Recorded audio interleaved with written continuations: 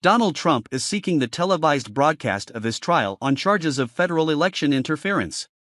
Federal court regulations prevent the broadcasting of proceedings, but news organizations, including the Associated Press, argue that the extraordinary nature of a former president facing trial for allegedly attempting to undermine the electoral process justifies an exception. The Justice Department opposes this effort, contending that the overseeing judge lacks the authority to deviate from the long-standing nationwide policy against cameras in federal courtrooms. The trial is set to commence on March 4. In court documents filed late Friday, lawyers for Mr. Trump asserted that all Americans should have the opportunity to witness what they portray as a politically motivated prosecution of the leading contender for the Republican Party's presidential nomination in 2024. The defense also hinted that Trump might use the trial as a platform to reiterate his claims that the 2020 election, which he lost to Democrat Joe Biden, was stolen. Mr. Trump has entered a plea of not guilty.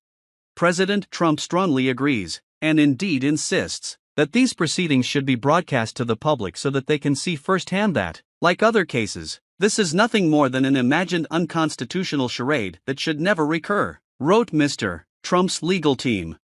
The request for a televised trial is significant as the Washington case poses a substantial and direct legal threat to Mr. Trump's political future. He is accused of unlawfully plotting to overturn the election results leading up to the violent Capitol riot on January 6, 2021, instigated by his supporters. Despite Mr. Trump's repeated attempts to postpone the trial until after the 2024 election, U.S. District Judge Tanya Chutkan, appointed by Democratic President Barack Obama, appears resolute in maintaining the scheduled date.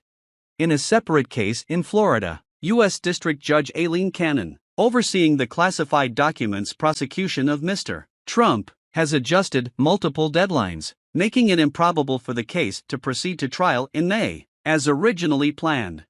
Mr. Trump faces numerous felony counts under the Espionage Act and has maintained a plea of not guilty. In their request to Judge Chutkan last month, news outlets emphasized that a lack of transparency can foster distrust in the legal system, particularly in a case where a polarized electorate, including millions who, according to polls, still believe the 2020 election was fraudulent, is involved.